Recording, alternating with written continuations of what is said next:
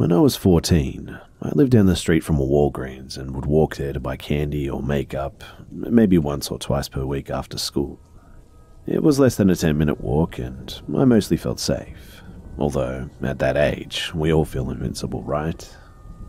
Anyway, but one day, I'm standing in line waiting to pay for my goods, and I felt something tickle my back. I've always had long hair and figured that it was just a random loose strand or something, so I just ignored it.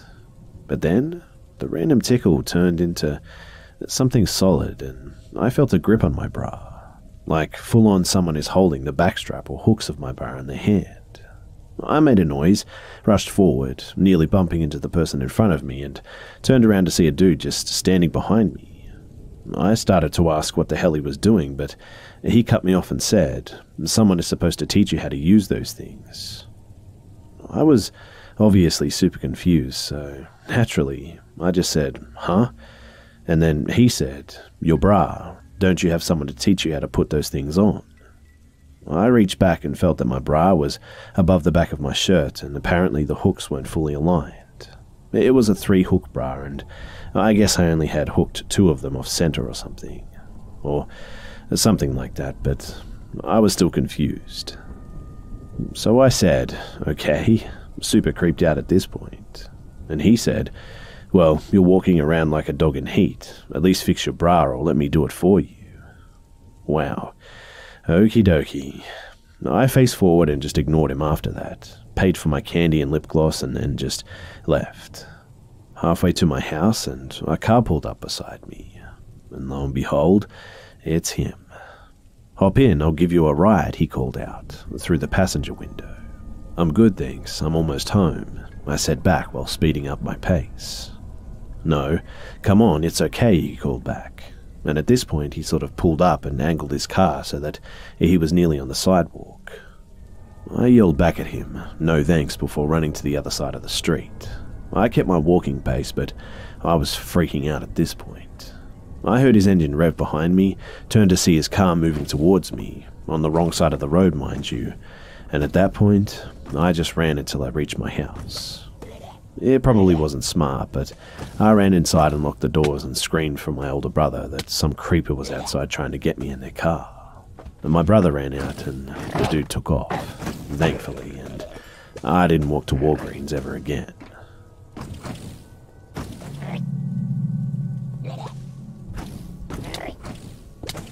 So I got home last night, which in my apartment complex means that all the good parking spots are taken by now. So I parked a good distance from my apartment and began walking towards it. There's a thunderstorm and it's not raining yet, so the air has energy and it kind of smells nice. I decided to take my time because of this and make a loop around my building and come up behind it. As I make the corner and begin walking back down towards my apartment, I see a guy coming out of the parking lot between 2 cars.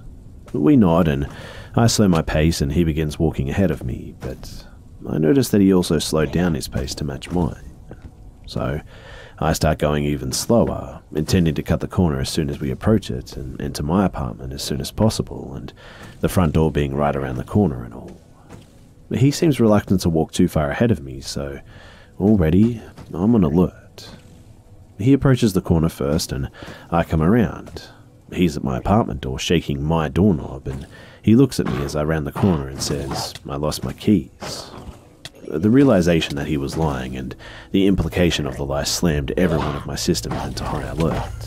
Everything in me told me to just not stop, so I kept walking and gave him a sympathetic smile. He turns and stares at me and then asks me if I have a phone that he can borrow or something. At this point, I'm feeling stuck and panicking. He's pretending that he lives in my apartment, so I can't get past him. My car is too far away and in the dark, and any sudden movements will alert him that I'm onto him. So I tell him my phone died, which caused my heart to immediately skip a beat because now he thinks that I can't call the cops too. I walked one door over and started knocking on the door. It's past midnight, mind you. The guy is standing at my doorstep just kind of staring at me. And after an eternity, my neighbour, who I'm on "Hey, how are you?" and "Nice night out" speaking terms with, opens the door. I immediately say, "Hey Kevin," and push past him into his apartment, and I immediately turned and closed the door and locked it. I explained to my neighbor what was happening, and he went to get his gun, and I called the cops. But the guy was gone, and now I'll never be able to walk around my apartment complex without constantly looking over my shoulder.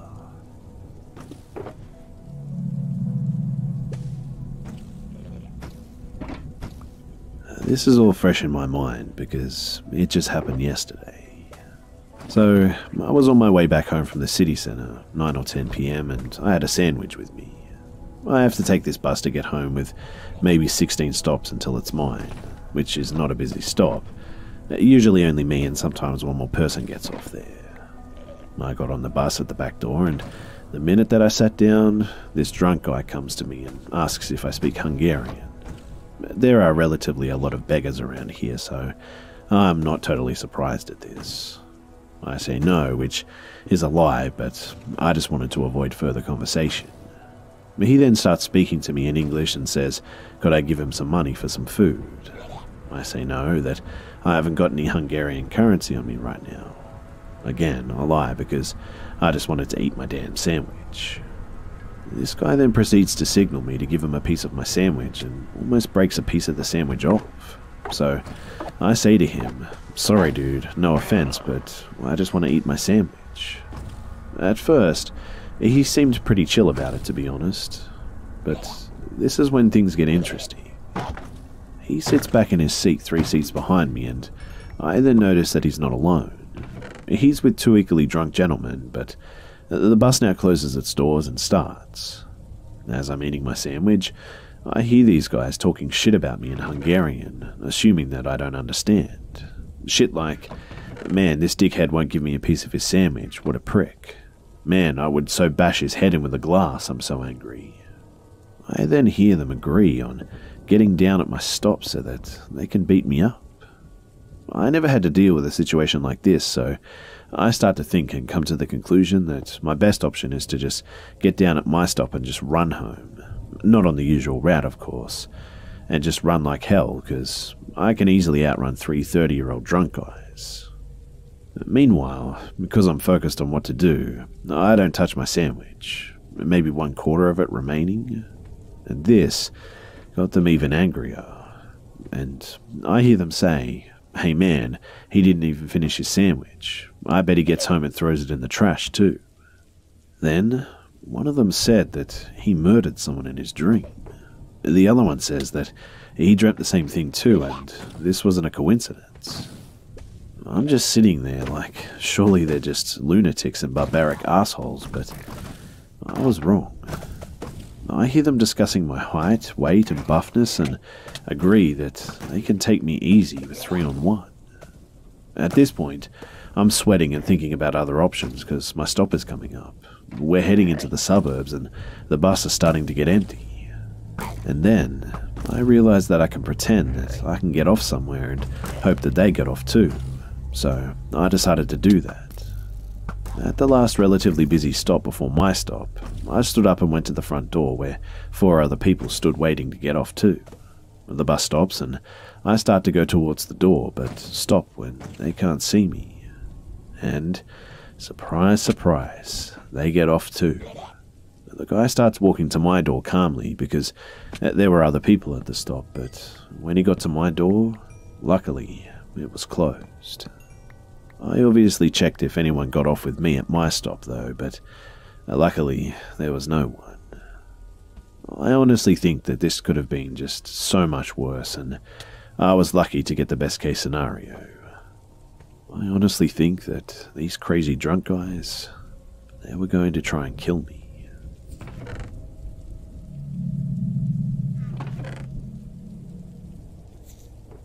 This story has a lot of build-up, so please bear with me. So, I met this friend online the summer before my junior year of high school. I was 16 and his name was Flip. We clicked pretty instantly. Our senses of humor matched up and I felt like that we were pretty good friends. He was a guy and I a girl, but I never really held romantic feelings or anything. Also, I was in a relationship. When I was 16 and he was 19, I could tell that he had romantic feelings, and he let me know 6 months into our friendship that he loved me.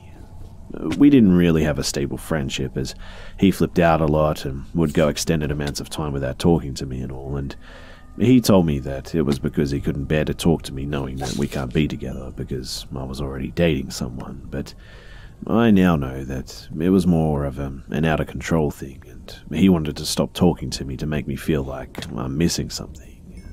He actually really hated women, really disliked them, and felt like most of them were just whores. He told me that he felt like I was different, that I was the only true woman that he's ever met. Real red flag shit, I know. I was young and didn't really think much of it, though. Our friendship was only online, iMessaging and FaceTiming. Now, when he went on these tangents where he would just abruptly stop talking to me, he would go on Twitter and make offensive demonizing tweets about me to people. Like, awful stuff. But when he came back, I just pretty much ignored that stuff because he would go back to being funny and nice and all. So, he also had a habit of lashing out at people too, taking revenge on people and just making people feel like shit for fun. Another red flag. But I thought I was special and that he really cared about me, and he would never do anything like that to me, right? I remember leading up to my 18th birthday, him being 21 now, he said to me, "When you're 18, you're sending me nudes. You don't get to say no."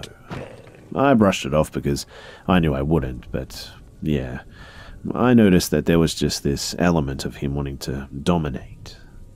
Anyway, fast forward 2 years later, I'm now 18, freshman in college. In October, I broke up with my boyfriend, same guy as age 16, and Flip took that as an opportunity. He would tell me that he couldn't bear not seeing me, and that basically we have to meet or it's all over. Now, I didn't really have romantic feelings for him, like I said. My love for him was platonic, but I figured like, I'll try romance. I'll try to love him romantically and all. I couldn't lose him. He was one of the only friends I had at the time. So, I impulsively bought a plane ticket to where he lives in December. My parents had no idea, and to this day still don't. I was going to go away on a Friday, come back on a Monday. The college I go to school in is in a city with an airport, so it was easy to just Uber it to the airport. This romance that I'm trying to project feels real, and I genuinely felt like I kind of loved him romantically. I was finally going to meet the guy that I loved too, but leading up to the flight, about 1 or 2 weeks before, I started to get cold feet. I was questioning the legitimacy of my feelings and started getting on with a guy in a neighborhood uni, so I started catching feelings for him instead and kissed him one day before my flight. At that point, I had already decided that I didn't want to pursue Flip romantically, and I figured, hey, we've been friends for 2 years. When I get there, I'll just tell him that I only want to stay friends.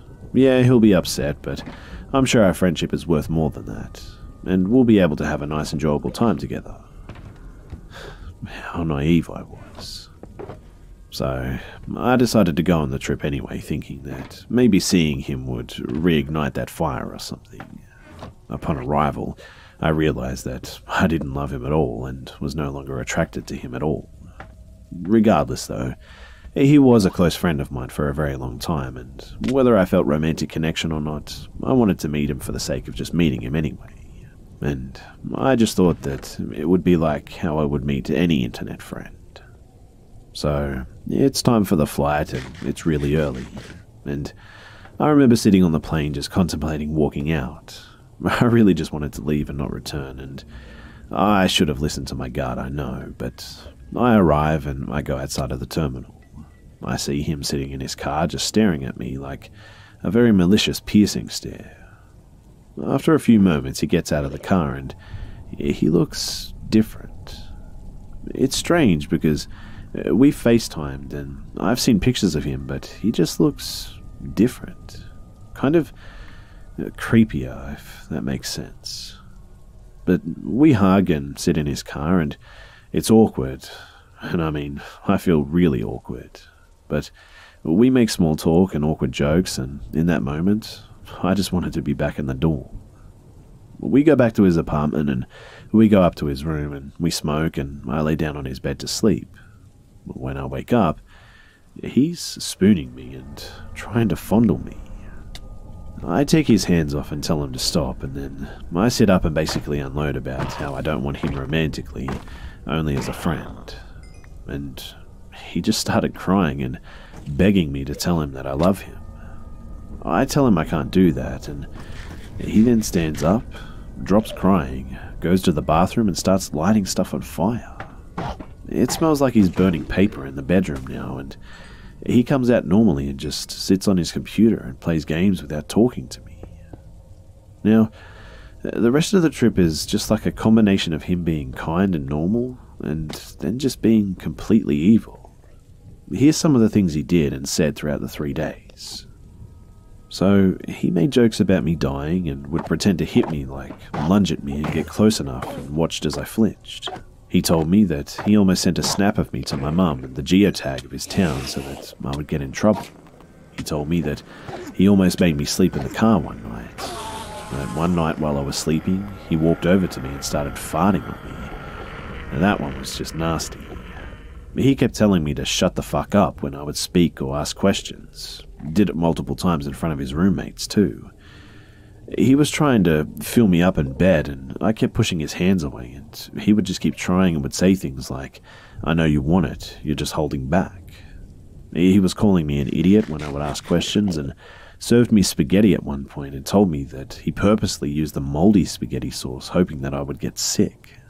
He told me that he was going to make me miss my flight home, and said that he was planning to drive in the opposite direction of the airport and drop me off in the middle of nowhere.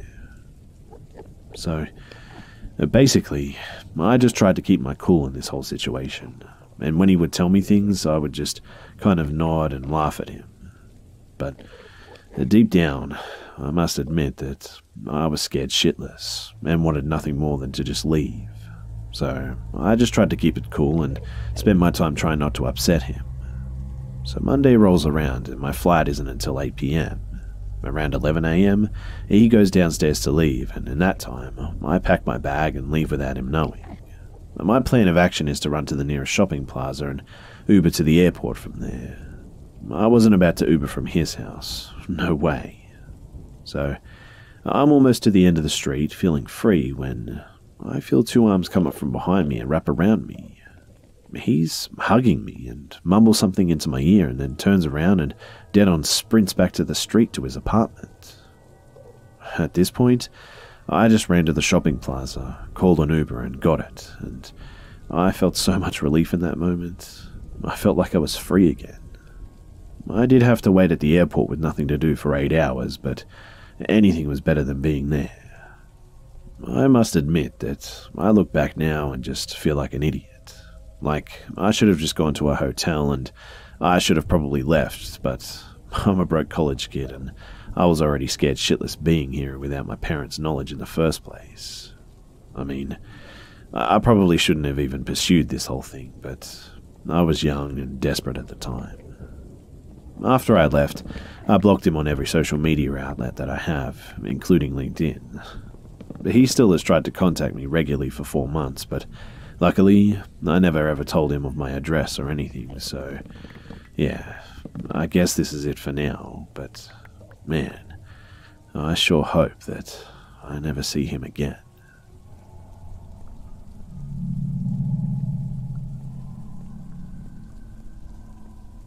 I was maybe around 13 or 14 years old at the time, and I was recently granted the privilege of staying home alone. Every now and then, when I was home alone, I'd hear sounds coming from upstairs, and so I would instinctively call my mum. She then told me a story of how she used to hear things in her old house all the time too, and how it's just the house settling in and all. Fast forward to many instances of sounds later, and I decided that the very next time I was going to be home alone that I was going to be completely silent and make as little noise as possible. Within the first half an hour, there was pretty much nothing.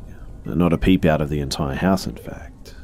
I eventually got bored and felt safe, so I went to go grab the TV remote to watch some TV, but a few seconds before I grabbed the remote, I heard a huge crash upstairs and running footsteps. I was sure more than ever that someone was definitely in the house. By now, there were plenty of consistent sounds coming from upstairs that it was a fact that someone was definitely up there. So, 14-year-old me decided to hatch a quick plan.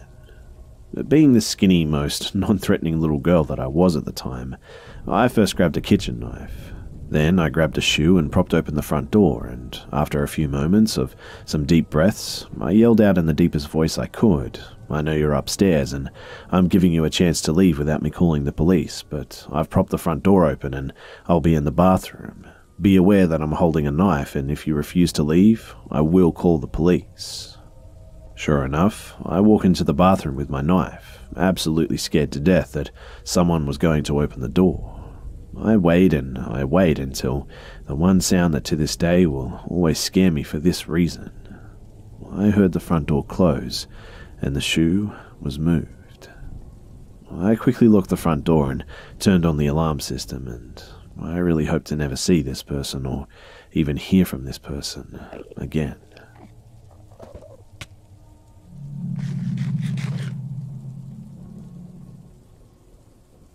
So this happened about 6 years ago. My best friend had moved a couple of towns over, and with our busy work schedules and all, we just couldn't hang out as much. But we made a habit of getting together at least once a week and going on a hike to just shoot the shit and catch up kind of thing. So that day rolls around and we decide to go on a trail to a neighbouring town. This town was considered a very wealthy area and therefore pretty safe. This is important because it's the main reason why our guard was low and probably why we didn't see the apparent red flags of the situation. In order to get to the trail, you had to drive through a park entrance. This was the only way in or out. As you drive through the entrance, there's a parking lot on the right side. You keep driving and there's a baseball field to the left, and about 100 yards further, there's another small parking lot, which is where we parked. From the parked car to the start of the trail was about a 50-yard walk, I'd say. There were a couple of cars parked there, and it was probably around 5 p.m, I'd say. It was summertime, so we weren't worried about getting back dark anytime soon, but of course, we lost track of time and we decided to head back once we noticed that it had gotten pretty dark. I just want to note that nothing had felt strange during this whole hike. I never felt uneasy or felt like I was being watched or anything like that. Even as we were hiking out of the woods in the complete darkness, there just wasn't anything to be worried about. We finally made it to the entrance of the trail, and I look over to see my friend's car as the only one left in the entire lot. We start making our way towards the car, and I hear very light rustling near some trees, a couple of feet to the left of us.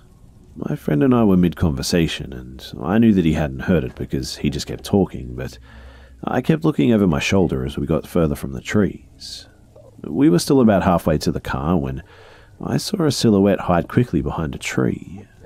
At this point, I looked at my friend, who was still unaware that I had heard or just seen something, and said in the calmest voice possible, "Hey man, don't freak out, but someone is in that brush over there looking at us. Let's run to the car on 3.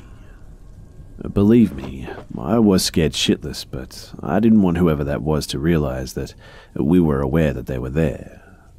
As I count to 3, our walk turns into a power walk and then into a full-on sprint when this thing comes out from behind the tree and I hear the footsteps of someone running right at us.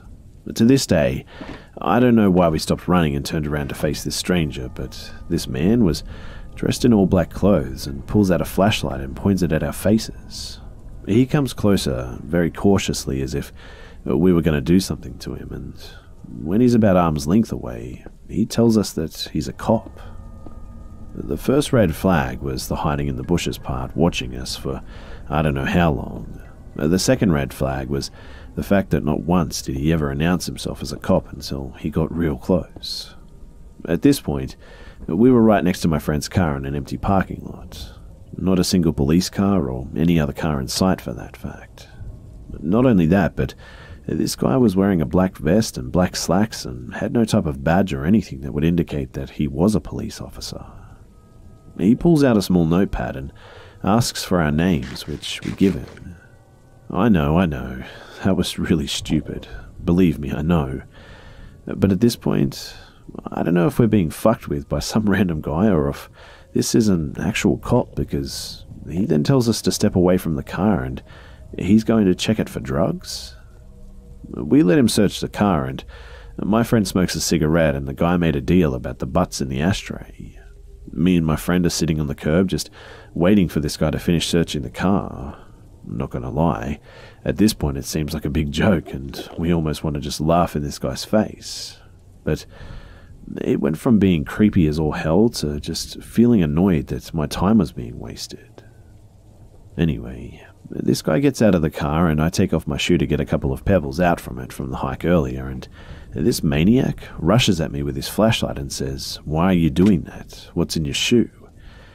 I stand up immediately with my shoe in my hand and tell him to relax, that it's just pebbles. Now, what he did next made the hair on the back of my neck stand up, and I'm getting chills just replaying it in my mind as I say this. But to recap, this guy was wearing a black shirt with a black vest, black slacks with black shoes, and nothing else. No badge, no gun, no walkie-talkie or radio. He turns around very quick away from me, takes a couple of steps, and pretends to call for backup on the radio that cops have attached to their collars. Me and my friend exchange looks, and we're just both thinking that we need to get the hell out of here. He insists that he's called a canine unit to come and sniff out the car for drugs. At this point, we're arguing with this guy, telling him how he's wasting everyone's time and everything is so unnecessary. My friend lights a cigarette, and we sat there for what must have been at least 20 minutes, just kind of looking at each other. Of course, the canine unit never shows up. The man walks a few feet further away from us and again pretends to be on the radio with someone. He comes back and tells us that the other officers are busy and we can leave.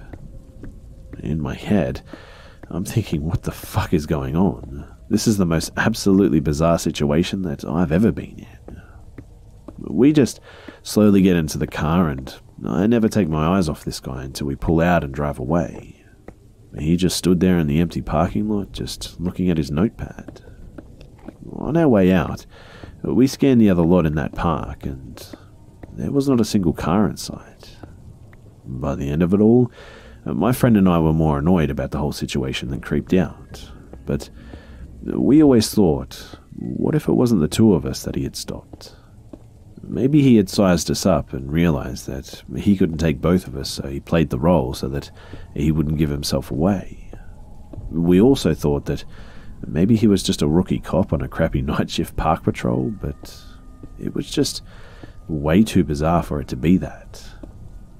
Anyway, the whole situation was really sketchy and creepy, and I'm still not sure what to think about it. All I know is that the guy was really strange and really unpredictable, which, to me, spelt danger.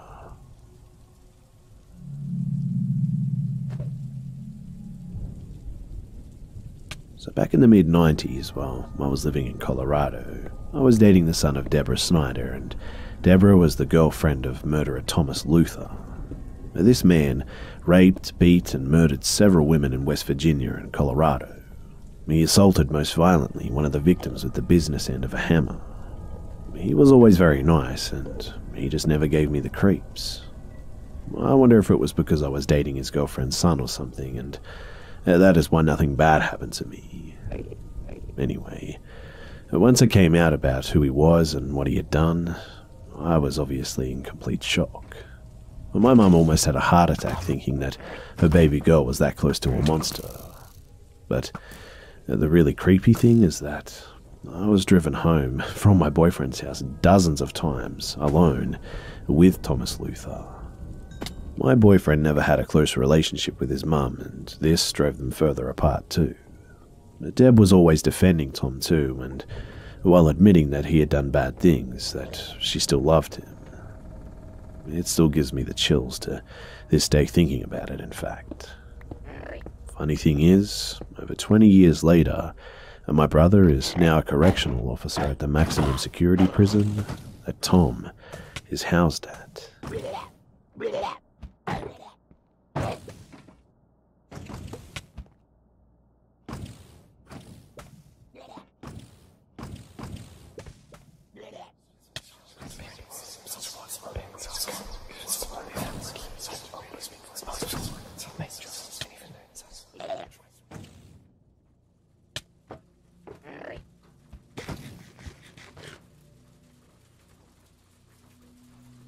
I was 12 and my older sister and I were home alone for the weekend.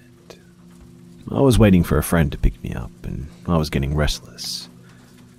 There was a knock on the door and, thinking it was her, I ran to answer it without checking through the peephole. A man was standing there with a clipboard and said that he needed to check our gas meter.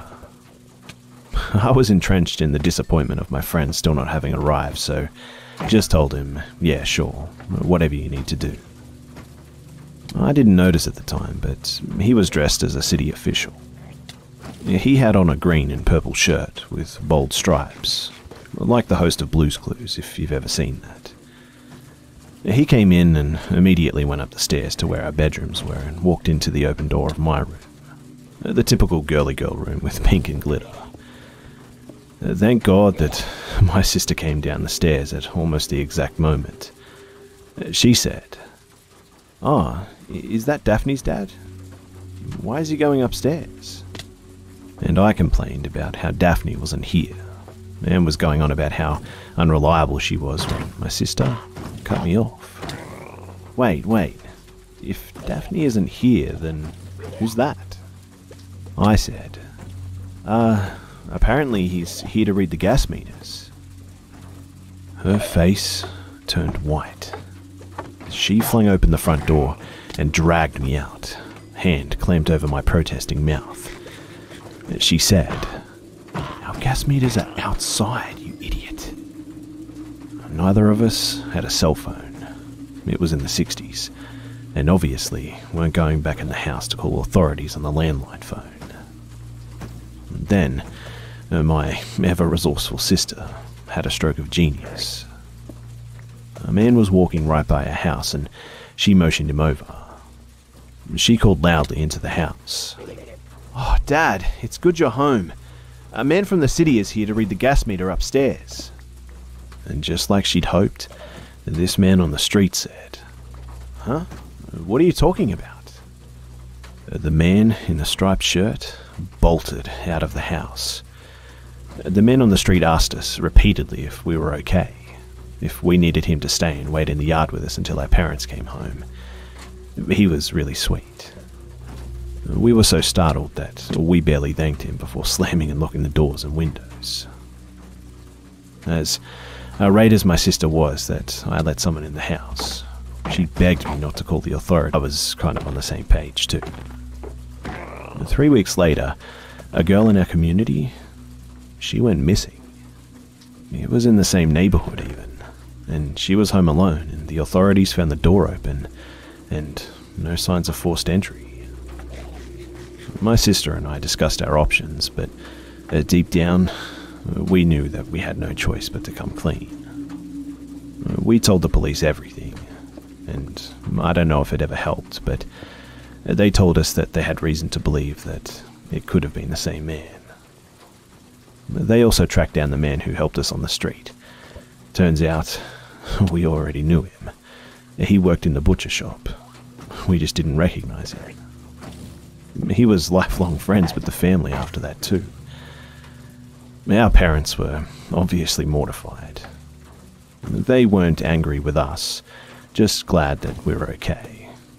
Though they did review all the rules of caution and didn't leave us home alone for quite a while.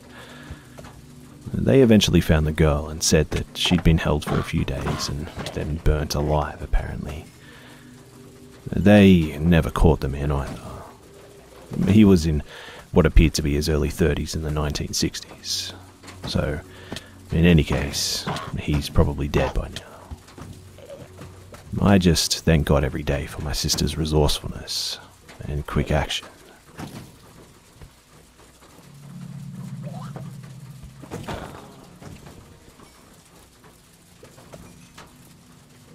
Back when I was in the army, we ran into something pretty unexplainable during a regular navigation exercise. So, navigation exercises are pretty standard around the world. Given a map and some coordinates, you have to find checkpoints using a compass. Of course, each squad was given a signal set to use in case of emergencies, or just to add to the weight that they had to lug around. It's part of their kit anyway, There's a GPS embedded inside, but it's old school and gives coordinates only. Close to the end of the exercise, a squad had fallen hopelessly behind, but they were on their way to the last checkpoint. So, I was in charge of the last checkpoint with another fellow instructor. We knew that they were around us in a 1 kilometer radius, but we just couldn't spot them due to the foliage. We waited and waited for about 1 or 2 hours. And, to put it bluntly, you don't mess up so friggin' bad that you can't figure out a checkpoint that's only a kilometer away. We radioed them and didn't get a reply till half an hour after the initial call. And they were totally frantic. It seems like they were walking around in circles and seeing similar landmarks. It was apparently pitch dark at where they were, and this was around 6 p.m, where the sun was only just starting to set. Myself and the other trainer told them not to move, and we'd hike to their position using an electronic GPS. And at the coordinates given, we found no one. And not only that, but the forest was eerily quiet. No insects, no birds, just complete dead silence. It was pretty unnerving, I must admit. Even the radio was set silent. Not even static was coming out. We radioed them again, confused, and they said that they were at the same coordinates as us, but I didn't see anyone.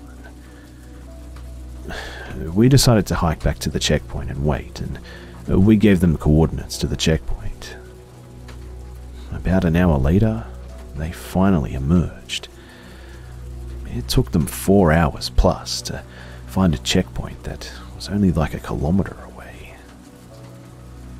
During final briefing, one of them told me that they seemed to be just going around in circles. They kept leaving marks on trees using a blade, but when they came back to what should have been the tree that they marked, the mark was gone. They also said something a little creepy. They all felt like they were being followed. But that should just be the forest and exhaustion playing tricks on them, right?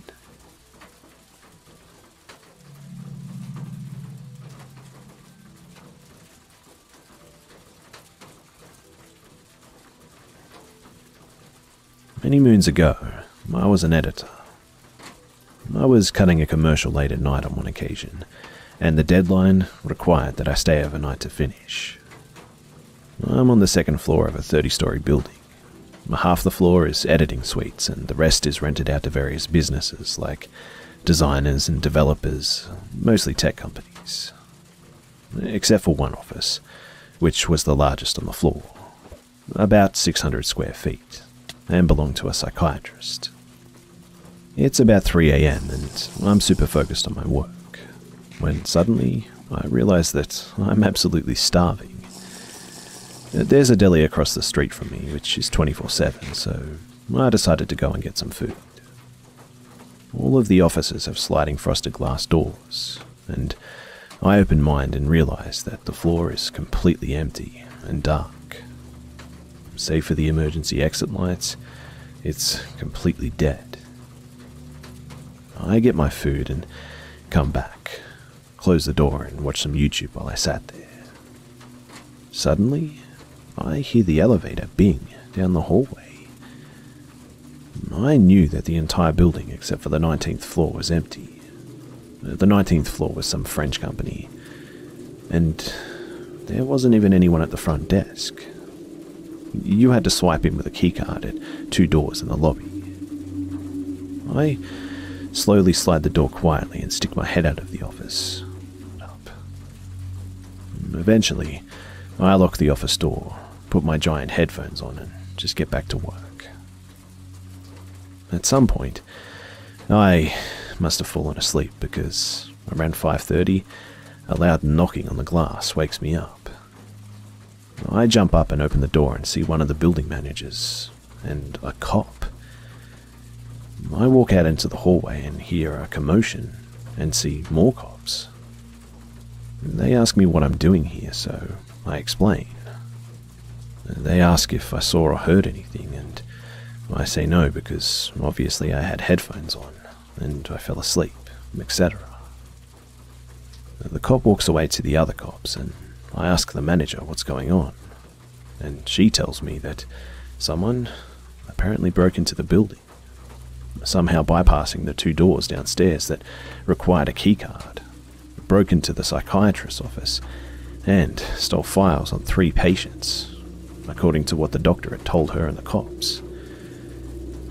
I was there that whole time, either working or asleep, and I didn't hear a thing. When she told me this, I almost crapped myself. I mean, to go after 3 specific files takes some serious dedication to your mission. All I could think about was, since it wasn't some petty robbery, and there are tech offices all over the floor, I kept thinking what might have happened to me had I run into this guy. I ended up leaving that place several months later.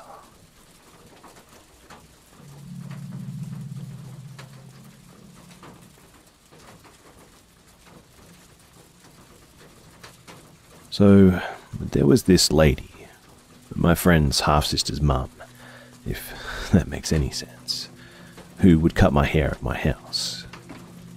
She had a boyfriend who I had met once, very briefly. About a year after meeting him, she came over to cut my hair, but this time she unexpectedly brought her boyfriend along with her. I hadn't seen her in a while, and it seemed like something was different, and he was also acting really odd. She went to the bathroom and he began proposing that we hang out sometime, but she can't know, and I'm serious. I said sure, just to get him off.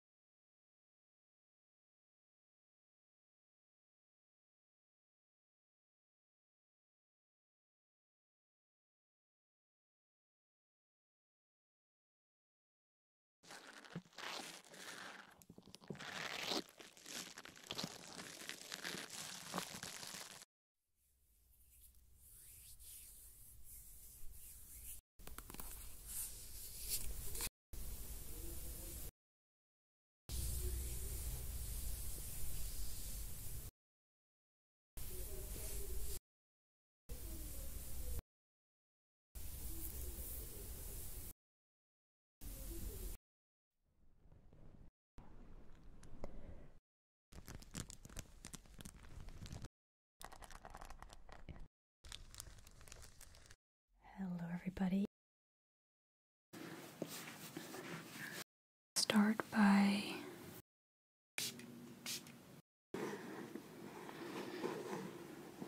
between different areas on the body.